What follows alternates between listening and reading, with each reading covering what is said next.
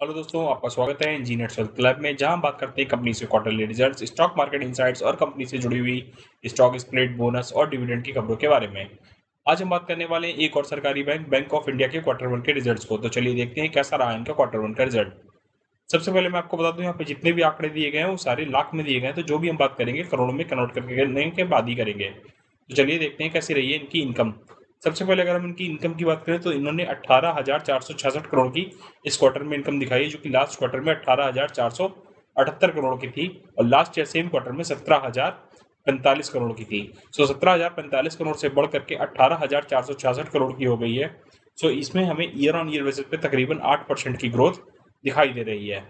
अगर हम इनके एक्सपेंसेस की बात करें दोस्तों, तो टोटल एक्सपेंस जो इन्होंने रिपोर्ट करे हैं वो 16,607 करोड़ के रिपोर्ट करे हैं, जो कि लास्ट क्वार्टर में 17,016 करोड़ के थे और लास्ट ईयर सेम क्वार्टर में 14,656 करोड़ के थे। सो इनके खर्चे हमारे ईयर ऑन ईयर बेसिस पे बढ़ते हुए दिखाई दे रहे हैं, हालांकि क्वार्टर ऑन क्वार्टर बेसिस पे थोड़े से कम होते हुए जरूर दिख रहे हैं।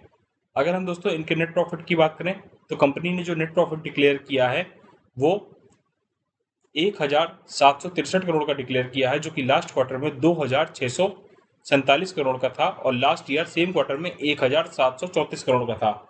सो इनका नेट प्रॉफिट भी हमको करीब 17% से बढ़ता हुआ हमको दिखाई दे रहा है, जो कि 1,734 करोड़ से बढ़ करके 1,763 करोड़ हो चुका है। सो अगर हम इसे ईयर ऑन ईयर बेसिस पे देखें तो तकरीबन इसमें हमें 17% की ग्रोथ दिखाई दे रही है। अगर हम दोस्तों इनके ईपीएस की बात करें तो कंपनी ने जो ईपीएस डिक्लेयर किया है वो 4 रुपये 2 पैसे का डिक्लेयर किया है, जो कि लास्ट क्वार्टर में 5 रुपये 72 पैसे का था और लास्ट ईयर सेम क्वार्टर में 4 रुपये 15 पैसे का था। सो 4 रुपये 15 पैसे से गिर करके इनका ईपीएस 4 रुपये 2 पैसे का हो चुका है, जहां पे लगभग हमें 3% की डाउन साइड दिखाई दे रही है।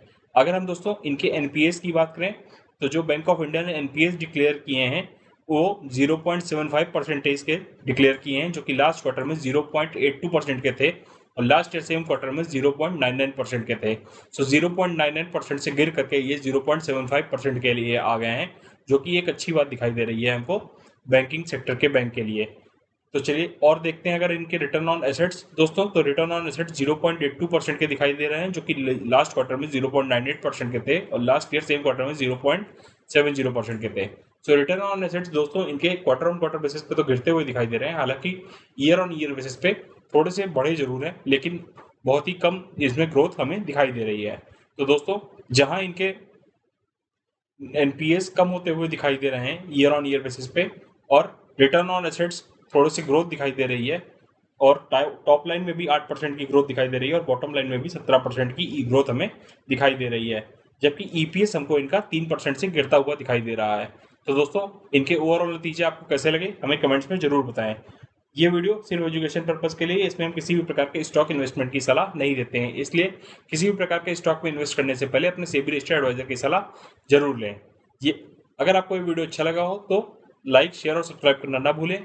मिलते हैं दोस्तों अगले वीडियो में किसी और कंपनी के क्वार्टरली रिजल्ट के साथ, तब तक के लिए हैप्पी इन्वेस्टिंग।